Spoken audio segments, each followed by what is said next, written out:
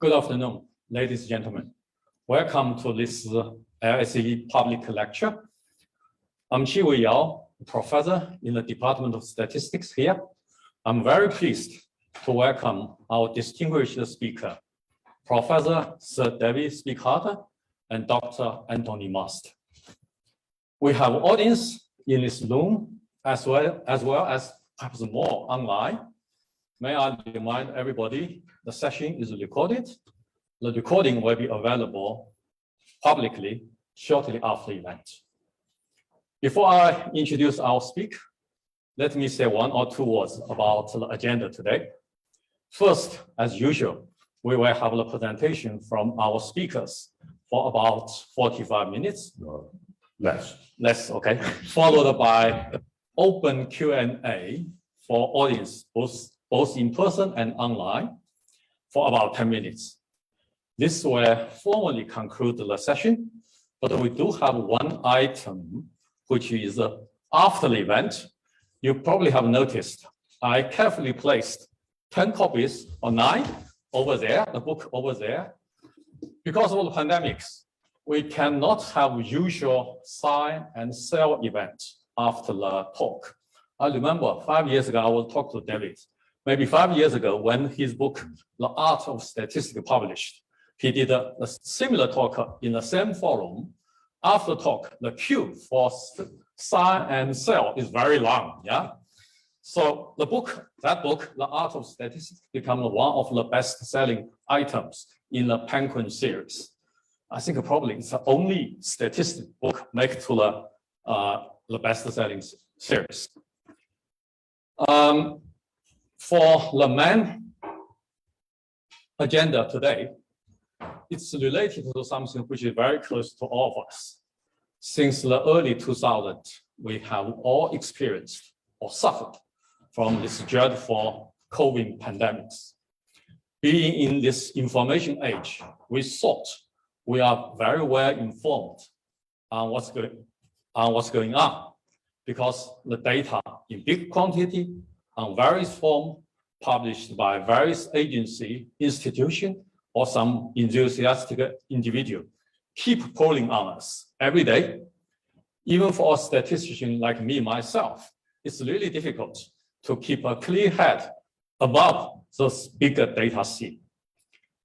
Ladies and gentlemen, we are very fortunate today have the best people, I say this with confidence, the best people to help us make sense from data out of this senseless disasters. Professor Spiegelhalter is a fellow of Royal Society, former president of Royal Statistics Society, the chair of Winton Center for Risk and Evidence Communication at Cambridge. He has stood out during the pandemic as a calm voice, authority for using the data, together with Dr. Anthony Masters, the statistical ambassador from the Royal Statistics Society. Yes, I didn't make a mistake. His official title is Statistical Ambassador. They have made a tremendous contribution and service to the society by analyzing data in the most relevant statistical way, interpret the results comprehensively to the general public, and even educate the government, hold the government to account. For example, they just finish a talk to the MP this afternoon. Yeah. Without further ado, let's welcome David and Anthony to present their talk, COVID by Numbers.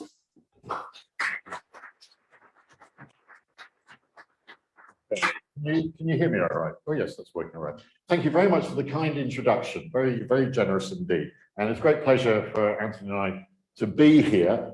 Just a bit of background I started working with Anthony through the Royal Statistical Society, and because he had volunteered as an RSS ambassador to help put together some FAQs on the RSS website about what is the R number and stuff like that. And then I got asked to do an article in the Observer, and I did one, and then thought, oh God, I can't keep on doing this. So I asked Anthony to help me, and we ended up doing 50 articles last year. in the Observer every Sunday. It's quite a challenge, 350 words. You try to explain, you know, complex Bayesian arguments in 350 words with no pictures and no maths and really no numbers. Anyway, we struggled with that, and it was good. And then because we were getting on so well, and these articles were going so well, we negotiated this book with Penguin as part of their Pelican series, a sort of teach yourself series that I grew up with, these blueback books, and that's what this ended up with.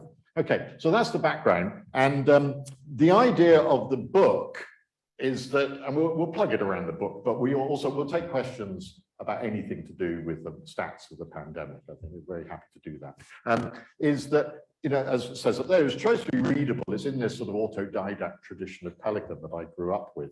It is mainly about the UK, and then even then, mainly England and Wales using the ONS data.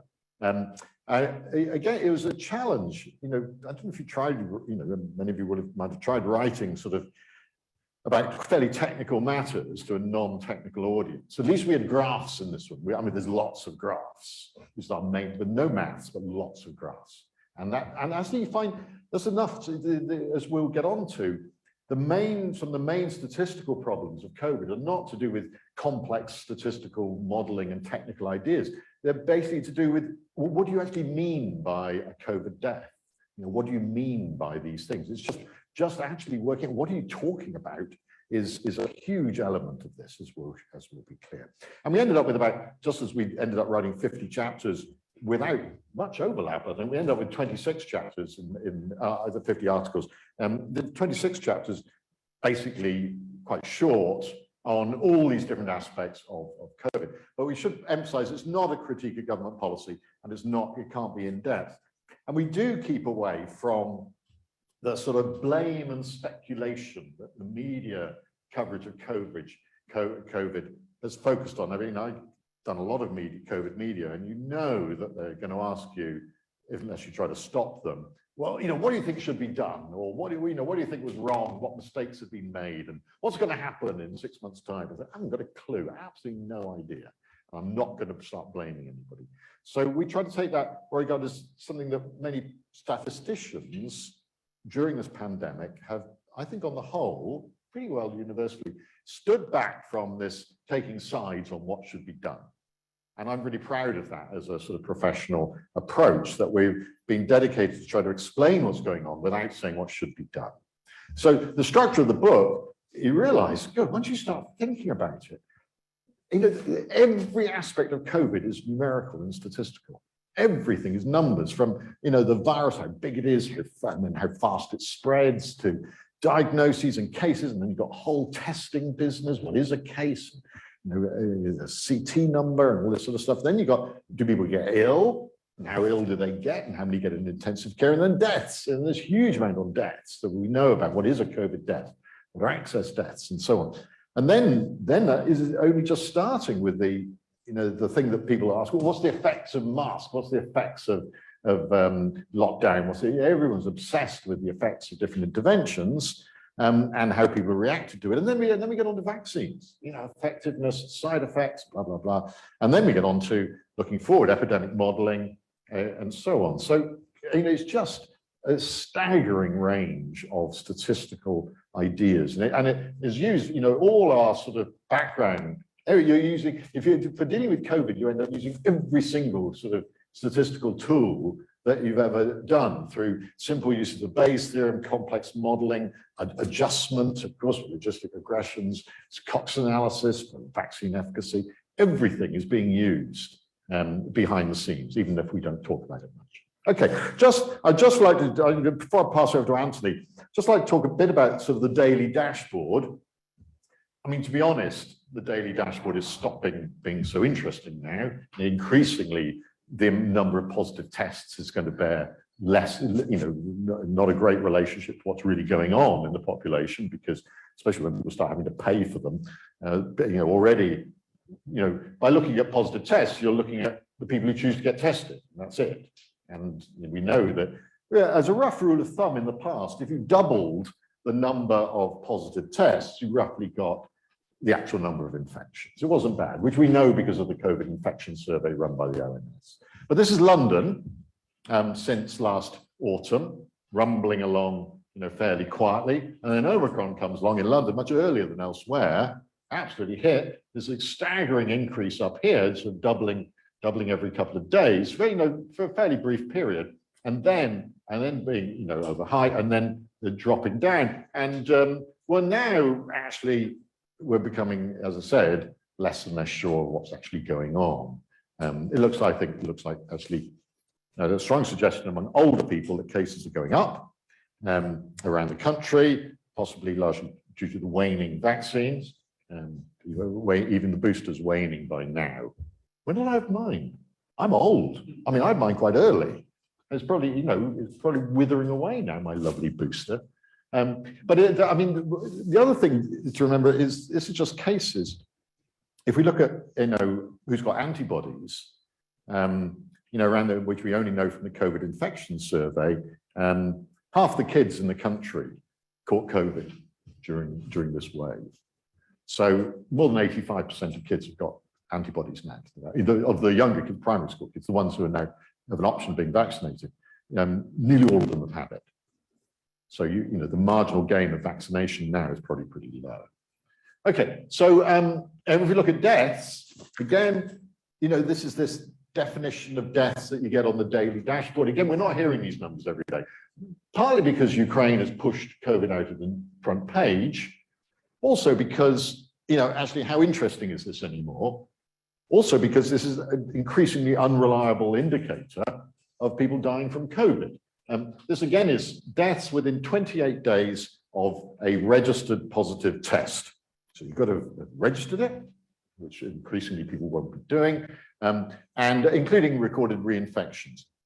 And it also includes, of course, people who die of something else within 28 days of a test. Normally that wasn't a very big effect, but increasingly, there's about 30% now we have to take. Yeah, only about 70% of these are people who actually die will end up having COVID on their death certificate.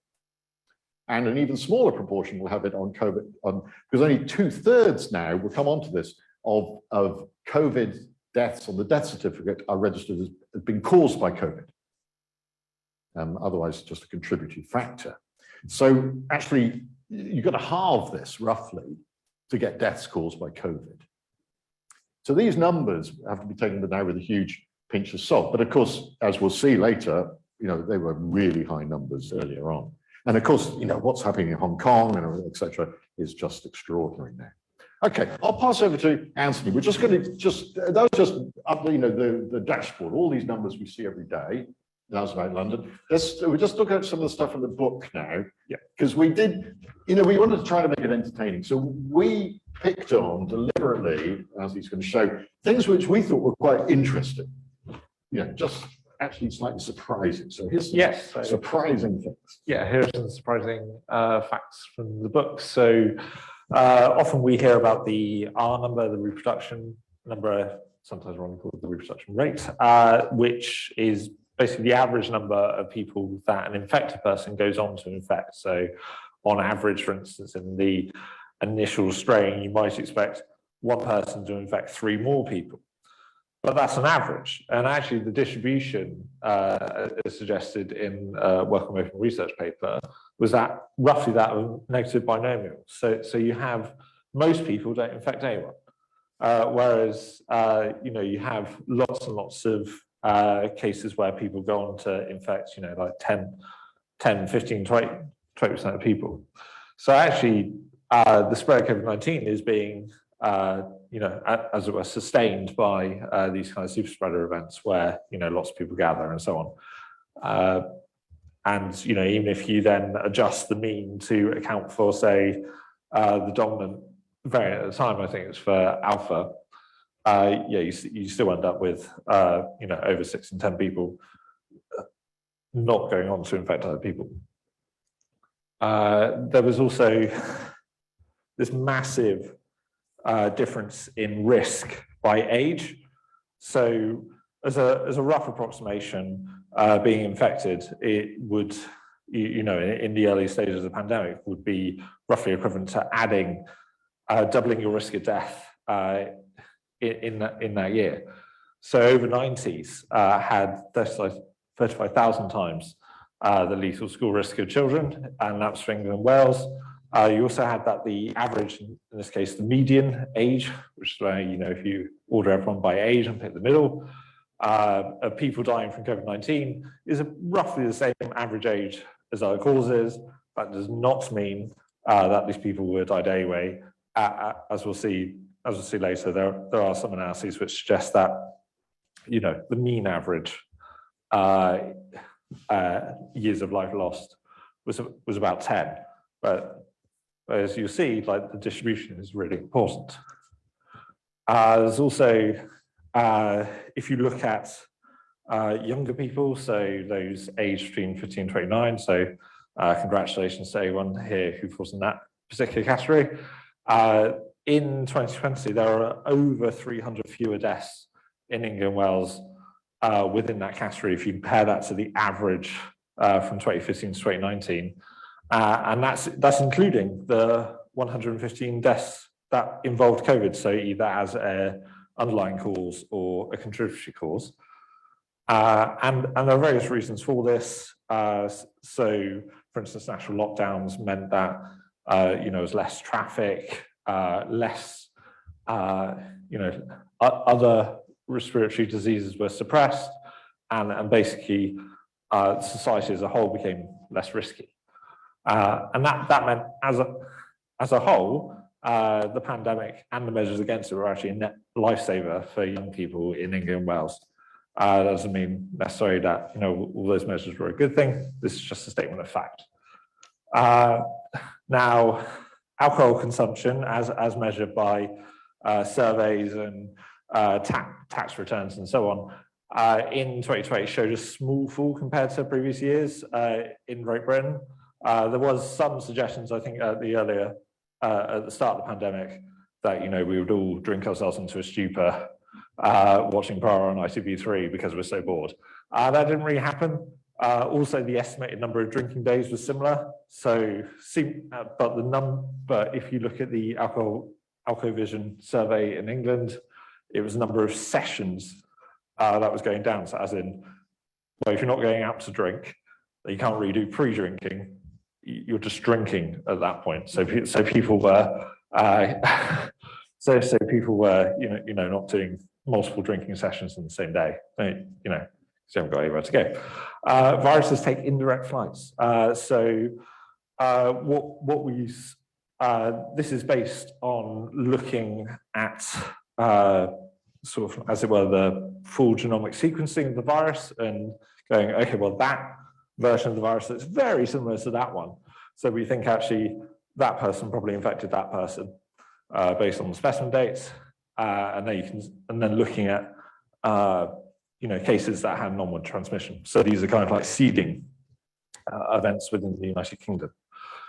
And what you see actually is, of those that were recorded, most of these came from Spain, France, Italy.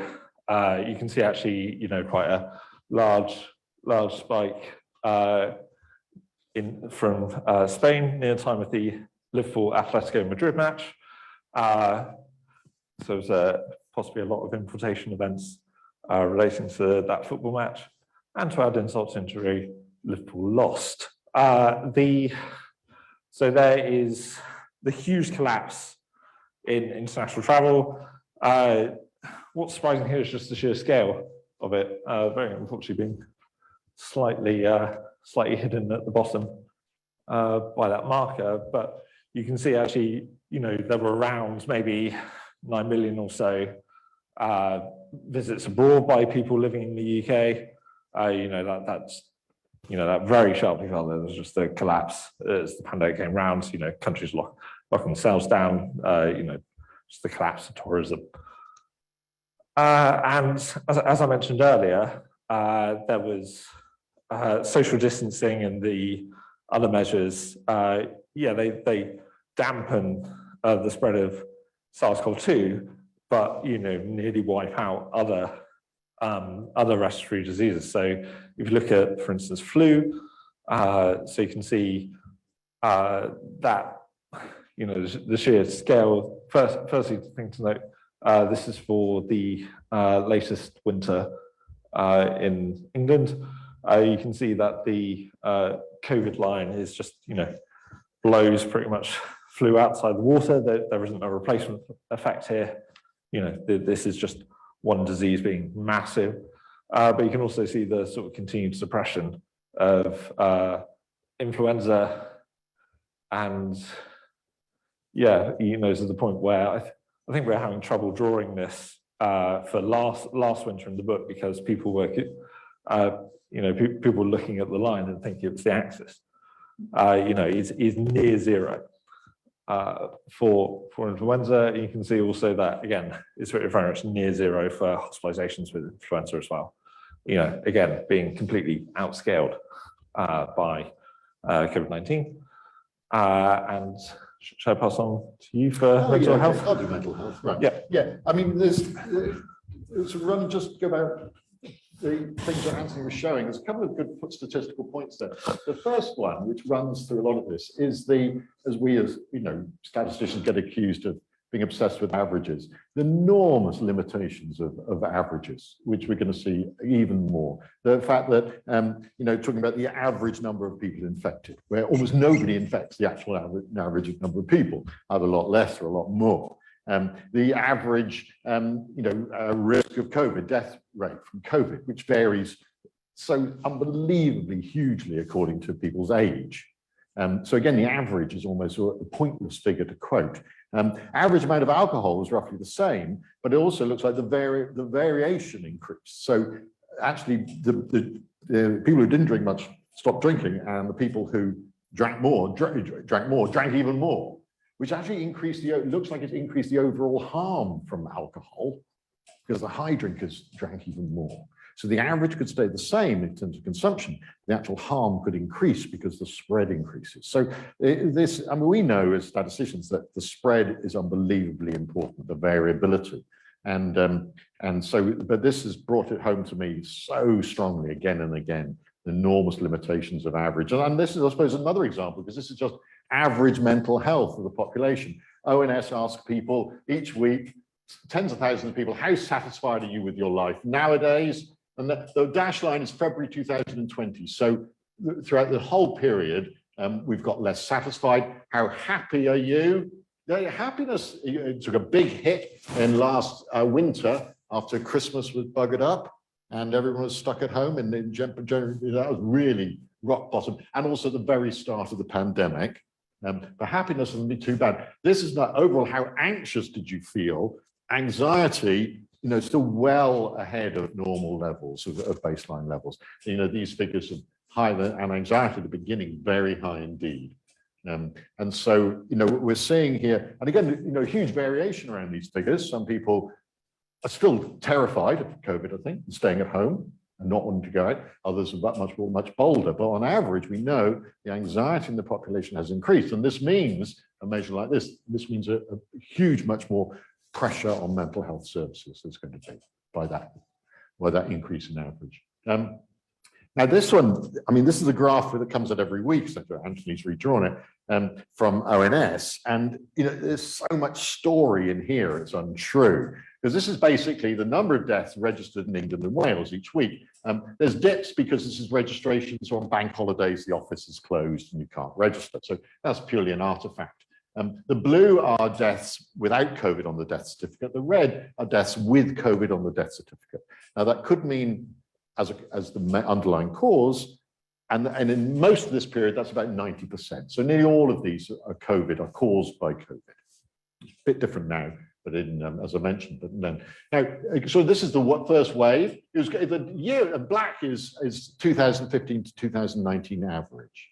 So the year started off quite well, actually. But look, then it absolutely hit us then. Massive, double the normal death rate, numbers of deaths. Normally it's about 1,500 a week in the country, in England and Wales. No, 1,500 a day. Normally it's 10,000 a week, and there were 20,000 a week at this time.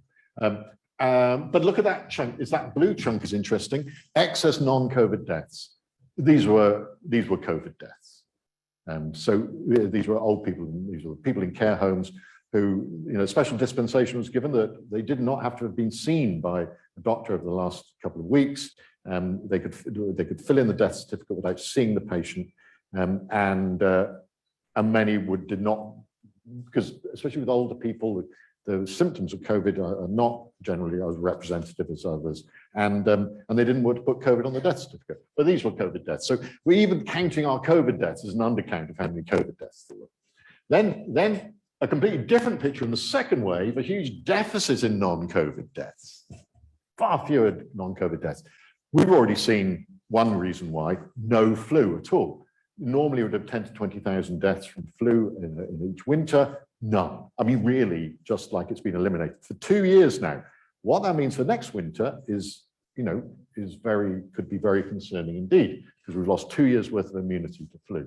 No flu. Also, some what's called mortality displacement. Some of the people who would have died here died here. The deaths were brought forward by 8 months. Also, that's known by this awful term, harvesting, which is, Google it, it's an official term, but one we tend to try not to use, but you might hear that term. Mortality displacement, deaths move forward. And then you can see here, obvious mortality displacement here. This deficit of deaths here are people whose deaths have been brought forward by a few months. Absolutely, just as you'd see after a heat wave or a cold winter. So you see a dip, you see a lump there, then the dip due to the mortality displacement. What's going on here? Now, we're below average. This is a bit controversial because they changed the baseline. And instead of being up, all through here, the baseline was 2015 to 2019, 5 years pre-pandemic. Here, they used 2016 to 2019 and 2021 as one of the 5 years. But we know what happened in 2021, that happened. So these are actually contributing to this baseline. And which is, people have rather objected to that. But even so, even if you don't use that baseline, we are operating less than excess deaths at the moment, with negative excess deaths at the moment. So it's, and in respiratory disease, deaths from respiratory diseases of all kinds, including COVID, are lower than they were in 2015, 2018, 2019. So it's actually safer for people now than pre-pandemic. If you suffer from a respiratory illness, if you're vulnerable to respiratory illnesses, it's safer now than it was during the pre-pandemic. Don't get that message very much. Okay, so this is something, again, which I personally felt has not received enough attention, even though some of us have been banging on about it for 2 years. Where do people die? And it's this top corner here. Look at that, deaths at home. This is excess deaths. Deaths at home have been running at 1/3, 1,000 a week extra, which is 1/3 extra than normal throughout the entire pandemic. These aren't COVID deaths, and there's no sign of it changing whatsoever. There's been a systematic shift in where people are dying. People aren't going to hospital or to die because they don't want to, because they're not being sent, or whatever. Now, the interesting thing, as I said here, is that stats can't tell you whether this is a good or a bad thing. It looks like these not extra deaths. This is just largely where people are dying. Could be a good thing if there is good end-of-life care being at home. We don't know. So I think that's again a systematic effect of the pandemic. Okay, and just a final one on mortality. People have said, or did say, oh, COVID, it's in the big run of things, it's not so important. Why have we made all this fuss? It's not that big in the big run of things. Actually, it is quite big. I mean, this is just the crudest, this is just counting the bodies. How many people have died each year since 1900 in England and Wales? And this is 2020, and that's 1918. The war years, this is only deaths in domestic deaths, so deaths in service don't count. So the army aren't, the services aren't in there. But, this is, it's been the highest year since 1918. Now, of course, things have changed since 1918. In particular, the size of the population has changed. And if we look at this number, which adjusts for the population size, which has been, the mortality rate has been dropping, just as a rate per 100,000. And then you saw this big spike in 2020, which was about 20 years, which brought us back to a general mortality rate from about 20 years previously. This line is staggering. We don't really if we allow for age, the difference in the age structure of the population, death rates have halved since I was born, 1953. I mean, it's incredible that death rates have halved since 1953. I mean, which is quite extraordinary. I mean, that's why life expectancy has been going up at 3 months a year throughout the whole period. Every year, every year we've been aging, we've only been getting 9 months older. Because life expectancy is going up. And I think, isn't there some mathematical thing that means we'll never die? Because it'll always move ahead of us. So, yeah, so that we've only been aging 9 months each year, which is very nice. Except then suddenly this big spike, but that only took us back about 10 years, 10, 13 years. So the death rate in 2020, but that enormous spike, when you allow for age, it was only that was what the death rate was 10, 20, 10, 15 years ago. So in the grand run of things, 2020, it's a spike, but it doesn't stand out in the whole of history. But it's certainly huge compared to what it would have been otherwise, what you'd normally expect. So context and comparison is absolutely vital. Just saying, oh, so many 50,000 people have died from COVID, sounds terrible. We have to be able to think of it in context. But this shows actually it was terrible. This really was a retrograde step. So I'm going to pass over to Anthony. I'll do this one, the death one, yeah. Oh no, I'll do the next two. Yeah, I'll do the next two. Okay, so this dates, I mean, I don't know if you remember this because it went a bit out of fashion, but September 2020, there was a big accusation that it was a case-demic. There were lots of cases, and this was just because these were false positive tests, or and these wasn't really a virus. Now that was as the winter went on, it was shown to be completely wrong. But there's a big accusation, especially during the summer, and that was the summer of Eat Out to Help Out, that all these positive tests were false positives. Well, mathematically, there's something in it. And so, it's a Bayes theorem argument that if you look at the people who test positive, the proportion of those that really are positive depends on the base rate, how many people, how much virus there is in the community. So if there's not much virus around, that the proportion of positive tests that are false positives will be very high if there's not much virus around. So it's picking up, of the people it's picking up, more of them will be false positive. That's not the case once there's quite a lot of virus going around. It all flips where false negatives start becoming important. So the point is that this went on and on and on, arguments backwards and forwards. But the clinching argument, I think, was when ONS with their survey, COVID infection survey, when they just measure everybody, when at the absolute rock bottom of the virus during August 2000 in the first year, very little around indeed. They did 208,000 PCR swabs and only got 159 positive tests. Now, even if those had all been false positives, it's quite possible they were. They might not have had any at all. It would still mean that the specificity, or the false positive rate, was only 0.08%. A really tiny figure. So 99.9%. So only 1 in 1,000 people who are truly negative were testing positive. So that puts an upper bound on it. So we know that the specificity would be more than that. So those sorts of natural experiments, just testing only by doing a survey could you ever find that out. And that gives us confidence that in fact, when there's more virus around, that these are not all false positives. Okay, and just to finally oh God, how many times in the last 2 years have we spent talking about deaths with or from COVID? But it's important, actually that's not good language, the deaths with COVID. There are 3 different types of COVID that you could have COVID deaths. If you think of deaths on the death certificate, there's COVID, where someone has got COVID and it's gone down as the underlying cause, actually caused the death, maybe through a chain of other things, and that's death from COVID. Then you've got where COVID is on the death certificate, but as a contributory factor. It's not on the main cause, but it may have speeded along. It didn't help. It contributed. And that would be a death you might call involving COVID. but the real deaths with COVID are the ones where it's not even on the death certificate.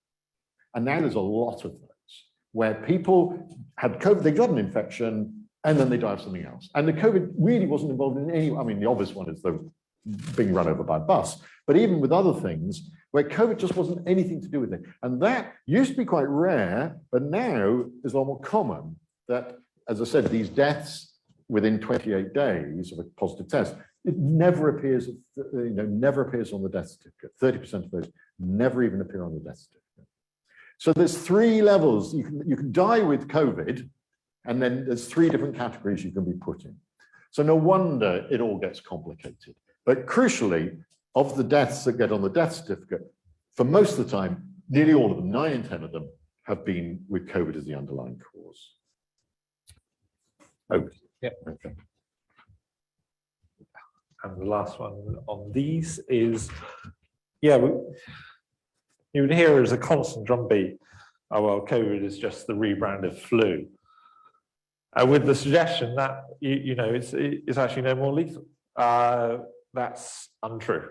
So risks with influenza and COVID-19 vary hugely according to age. If you look at rich countries before the vaccine, modelling by Imperial College London suggested that the infection fatality rate for those countries would be on average 1.1%. That places it well above seasonal influenza.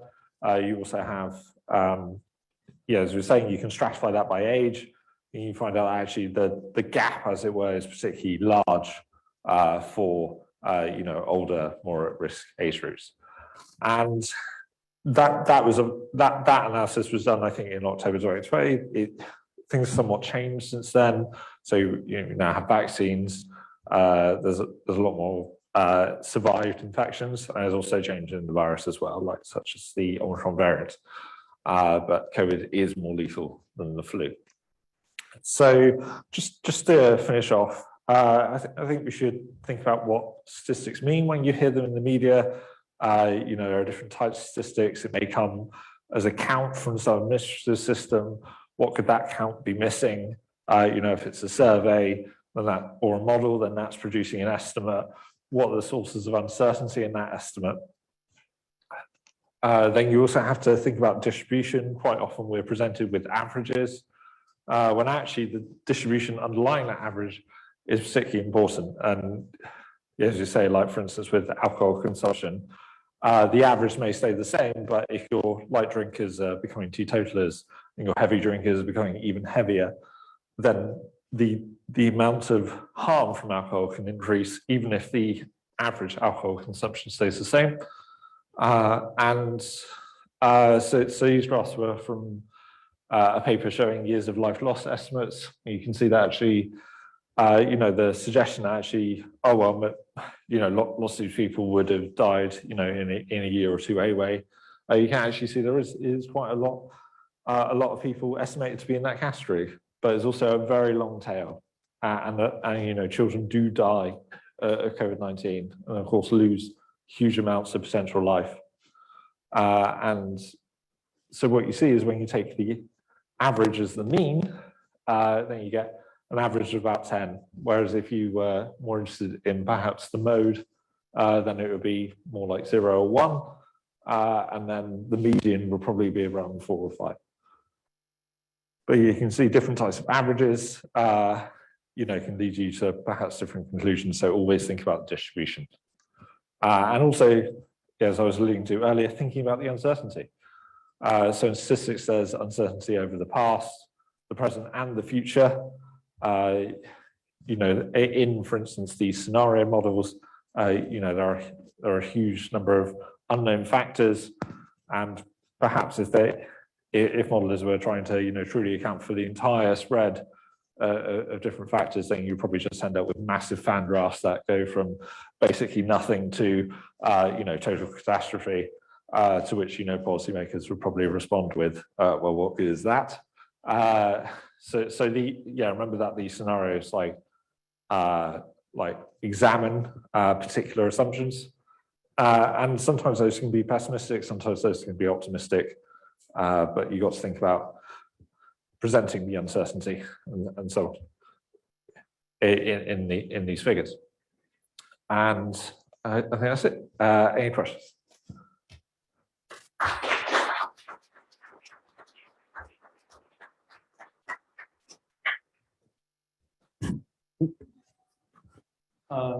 Now we open the question to the floor. Yes. Could you please introduce yourself, name and affiliation? Pierre-Antoine Boulard, member of the public. Thank you very much. I have a question, many questions, but one of them would be, as statisticians, do you think the COVID, the pandemic has improved the knowledge of public influencers, maybe politicians and media, and the public comprehension of what simple numbers mean and how they should live their life according to them? Thank you. Well, okay, I'll have a good answer in that as long as I can ask you what you think as well. That's such a good question. I'm not sure what Anthony thinks. We get asked this quite a lot. I think the media have improved. I think the standard of data journalism has been good. I think right across the mainstream media, the stuff in the Daily Mail has been a lot of graphs, and they've been quite thoughtful sometimes of what they've done. So I think the media have made a good job of it on the whole. It's difficult to know whether the public, what their response has been. There's certainly been an appetite for numbers, I think, in terms of the interest that our articles have got, people listening to more or less, and the demand of the audiences for the briefings, the comment, and of course, I use Twitter all the time, but it's not, of course, that's not a representative judgment. But so I think there has been an appetite for numbers. Now, in terms of the actual understanding, that's difficult to know. Our talk has just shown for me, it just banged home some really basic statistical messages about what are you actually talking about? What are you counting? What do these things mean? About the importance of variability and the importance of uncertainty. That's what everything has been on there. I kind of hope some of that might have got through, that numbers are not just facts that tell you exactly what's going on and certainly not tell you what to do. That element of judgment, of care, of interpretation, I kind of hope that's got through without people just saying, oh, well, I don't believe any of these, without that, because it'd be disastrous if you just had a complete cynicism. But I think that people have realized the absolute importance of the number. We do have to understand what's going on, but that you need to be pretty cautious about what you're told. Do you think is that? Yeah, I think so. It's important to stress that knowing what the risk is doesn't necessarily tell you what to do with that. You have to, you obviously have to make your own judgments. Like different people will be in different circumstances. So, for instance, if you were, working in quite a uncertain job with low hours, then your propensity to go, oh, well, I can afford to take the day off work because I've got a positive test may be somewhat different to an office worker, say. Yeah, I think, we always say, the numbers don't speak for themselves. We have to interpret them. Do you think things have got better, or do you think, have you got any optimism about the public understanding of stats? I was concerned, you mentioned change of baseline. I was concerned by the fact that we also started, and we, including the politicians, started counting different things. If you think about it, at the beginning would be death, then hospitalization, then all of a sudden cases for some obvious reasons, because everything else was going the right way, but cases weren't. Yeah. When the case indicator became completely meaningless with Omicron, then we went back to hospitalizations. Now, had we looked at hospitalizations throughout, with the distinctions that were made in the last period about what are actually people hospitalized for, then I think the communication and the response from the public would have been very, very different. That's a good point. once cases stopped being so, people did look at the hospitalization with a lot more sophistication. The fact that half the people in hospital now with COVID, they're not in hospital because of COVID. They either were found to have it much later or caught it in hospital. That's the other very large proportion as well. Those numbers were always available if you looked carefully, but they weren't promoted very much. It's absolutely right. So yeah, oh God, it's very difficult to predict what's going to happen. I mean, I kind of hope that there will be more, people will pay more attention to the numbers in the future, but they may be I kind of think a bit of skepticism is quite reasonable, not cynicism, but a bit of skepticism is not such a bad thing. Yeah. Okay, the gentleman over there.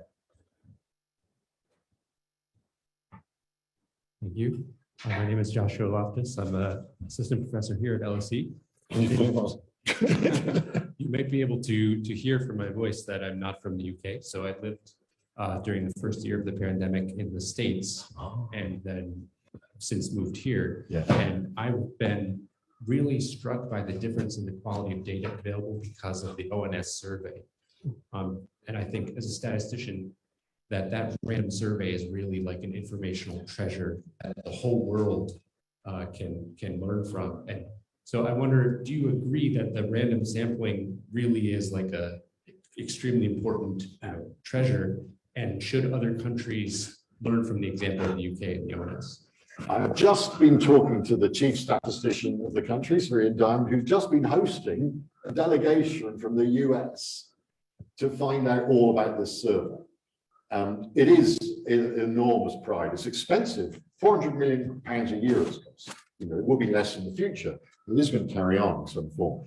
Very expensive, but they set it up in April 2020 very rapidly because there was this complete infrastructure already set up that it could be just put on top of. In a week, they had it going once they had the guaranteed funding to do it. And it has been extraordinary. There's not the only difference with the US, though, in terms of the data, in that, you know, basically the US dashboard had to be put together by volunteers. You know, that this was, there wasn't that, because of the different states all doing different things, there wasn't somebody bringing all this together. So we've been very fortunate, not just the ONS, but the Public Health England and UK HSA dashboard, which now is going to be, I think, lowering its profile, but was an extraordinary achievement as well. And we got 4 countries all doing different things, which had to be put together. So I think, yeah, I think that the UK has got quite a lot to be proud of in terms of its institutions. It's not perfect in any way at all, but how it's handled the data and how it's communicated the data. Yeah, I think there is stuff for others to learn. I mean, I'm not saying our stuff is perfect, but it's been pretty good. And it's been got out there. The dashboard has got an API where you can download the data, people writing their own graphics, and the people I follow or influenced by are independent researchers on Twitter who are just getting all the data and doing their own analyses and putting their stuff up there. And those are the ones I follow and learn from, the independent analysts. Yeah. But this suggests, at least in the early stage, we didn't make a good use of data. Well, no data wasn't there till I did, because they weren't testing anybody. As you said, the COVID death certificates were not very reliable, and everything was being delayed. And so the data was very poor to start with. People were struggling to make any sense of it. That was when, at that early stage of the pandemic, that's where the case data is particularly valuable, the testing.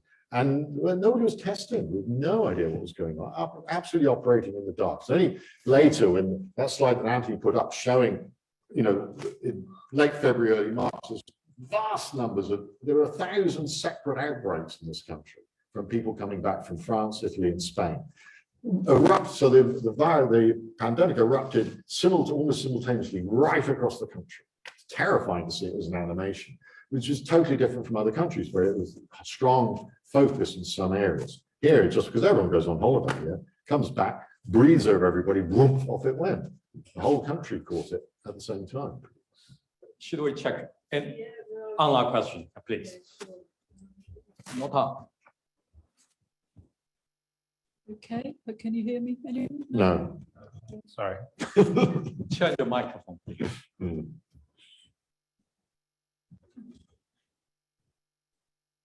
Is that better? Yes. Okay, yes, a very large online audience and a lot of questions for them. Just to start with one, who is the best place to give the final tally of deaths from COVID-19? Oh, I think Anthony could answer that. What the best place to get them? I would say statistical officers. Like most likely in the future, we're going to look at deaths where COVID-19 was an underlying cause rather than those deaths where it's a contributory cause. But yes, even for that figure, that may be an underestimate in some countries, depending on the propensity for doctors to put it on the death certificate, like particularly early in the pandemic. But figures, published by health departments and public health agencies, like if you're doing an international comparison, they all depend on different, you have different tests, testing assays, you have different testing eligibility, different amounts of testing, and then that all then affects the death measures, which often depend on people having a positive test. And you have some countries only counting those in hospitals, some count, some also counting deaths at home, some some including also suspected deaths where there isn't a positive test as well. As I recall, there was a lot of head scratching early on in the pandemic about how badly Belgium was doing. But if you went onto the Science Armo website, you would find that they were also including suspected deaths, unlike many of the other countries that people were comparing them to. So I would say stats officers with the proviso that it may be an underestimate due to a kind of underreporting early on. Yeah, I mean, I think there'll be two. I think in the future there'll be two metrics. One, which is deaths from COVID, which will be underlying cause, and the other will be deaths from the pandemic and measures against it, which will take into account of eliminating flu and things like that. So, and that would be the excess death, excess death calculation. And they're both interesting. They're different, and they mean both, I think. But the excess ones also takes into account, allows for different registration systems. Yeah. So that's really just a terrible phrase. You're counting the body, you just count the deaths and then compare with what you would have expected. Perhaps one more question from online? Yes, it's many. Another question, this talk illuminated the position on COVID and deaths very helpfully. What about morbidity, mortality, and have there been studies of survivors in COVID and long COVID? There are starting to now be quite a few studies on long COVID. So just to explain to people in the audience, that's basically when people suffer. It's a post-infection syndrome essentially. So people suffer continuing symptoms despite having nominally recovered from the virus, and there are numerous analyses now on how prevalent that is, and it's trying to see if, like, for instance, there's a biomarker or something like that you could test for, or relying on people, saying that, oh yeah, I'm continuing to suffer this, and I don't think it's for any other reason. No, I mean, I think that is going to be a continuing interest. The recent paper suggesting about in terms of effects on the heart after COVID infection. So I think that those, and I mean, the long COVID is often associated with, people who perhaps weren't that ill, but then have a continuing effect. But the one that I think the strong data is for people who actually were quite ill with COVID, hospitalization, how they do, people in a large proportion, substantial proportion, are not restored to normal health after. So they have long-term effects, some of which, of course, will be due to the treatment as well. So I think that this will be, as we move forward, will be of big statistical interest, but a really difficult statistical problem because of what do you mean by long-term effects of COVID. More questions here from the audience? Yes, please. Yeah.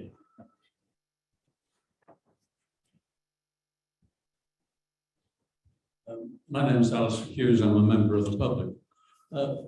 For the future, for the next time, we want to learn what interventions worked and which didn't. we've had a bit of an experiment as between England, Wales, Scotland, and Northern Ireland. And I'm wondering if there are lessons that can be learned and whether the people in those territories actually had better experiences or worse experiences than England. And if so, would England have done itself a favour by subdividing itself regionally and having different interventions in different parts?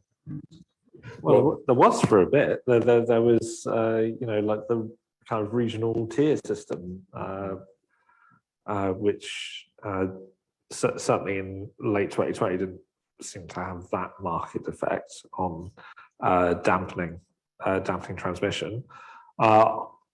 I would say is that you know, the estimates that you're going to get from these studies are going to have a lot of uncertainty, and actually, if it seems precise, then it's precisely wrong. So essentially, you know, as it were, the proper way to do this would be to you know, randomize different countries. Of course, no country's ever going to agree to that. You know, no one wants to be in the control group for a COVID intervention like that. So essentially, you have to work from observational analyses, and of course, lots of interventions happen at the same time. So you know, governments, you know, continually pile on things, and then you also have the fact that members of the public adjust their behaviour before, because they think you know, some intervention like, you know, national lockdown is coming. So they actually start changing their behaviour beforehand, and things like that. So and essentially there are so many variables that you end up with, you know, credible confidence intervals like, you know, this big on this, which, you know, those sorts of studies may be helpful for ruling out, saying, well, we can't say that this intervention had massive effect, but you know, it may help. Yeah, it shouldn't guide you as to like the precise ordering of, oh well, you know, doing masks is better than, you know, putting hand washing tools, you know, outside every location, or making people do a COVID test before they turn up to events and so on. I agree. I mean, without experimentation, we're just not going to know with any levels of precision. As Anthony said, one of the main things, the fact that it's not obvious that there was differences between the four countries, you know, we can't say, oh, well, that's clearly that this had an effect, a bigger effect, means that it's going to try to say, oh, well, we can use fancy statistics to do this, I think is pretty well doomed. I think in terms of broad brush, I mean, if you look at Sweden compared with other Scandinavian countries compared, then that you might be able to say something, but again, it's what we'd call a sort of pragmatic intervention, that it's so tied up with the human response to the behavior. You can't say, oh, well, if you did, you can't then predict, oh, if we did this, this is what would happen, because it's specific to the place, and Swedish culture is very different from other cultures. And as Anthony said, in the end, the thing that is people's behavior that changes everything. Everything is just influenced by behavior. And that's what has the influence. So it's how do you manipulate people's behavior is then the crucial thing. I think that's a very difficult issue to explore without doing some real experiments. And none of those have been done. I think it is going to be the whole thing of, you know, what's the marginal gain of making something mandatory rather than voluntary. I didn't realize that in Scotland, you know, isolation after a positive test was never legally binding.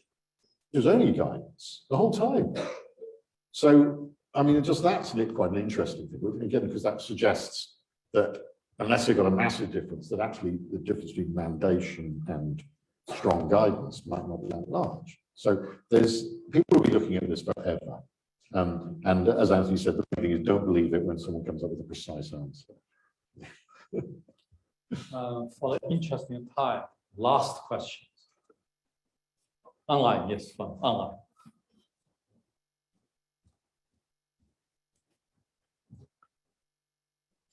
This is quite a good one to end with. That's what do you think is the single most misunderstood statistic about COVID? Oh God. I think the repeated one is the daily deaths, Hmm. but on a Tuesday. Daily deaths on a Tuesday. Deaths Always or way up. isn't They're always that? at least double what it is on a Monday. Yeah, yeah. Evening, yeah. The Evening Standard, for instance, Oh. has used the headline "deaths" or like at least 4 times. Yeah. When it's the reported figure. So basically, there's a reporting cycle because fewer people are in hospitals, say, to notify the system that they have of these deaths. Then you get a catch up on, administrators come back in on the Monday, which then gets published on the Tuesday. So at 4 p.m. on a Tuesday, deaths rising, and so on. Yeah. And this is people comparing it to the previous Monday, where of course that would relate to administrator levels on the Sunday. And fewer people work weekends. So it's just a very clear reporting cycle, and it still happens. This has Still been going happens. on. You just can't. Oh God, deaths or I bet the Evening Standard. Maybe it stops saying deaths. I think Yeah. probably that's a good point to end our formal session. We still have lots of things to learn. Let's thank the speaker for the fascinating.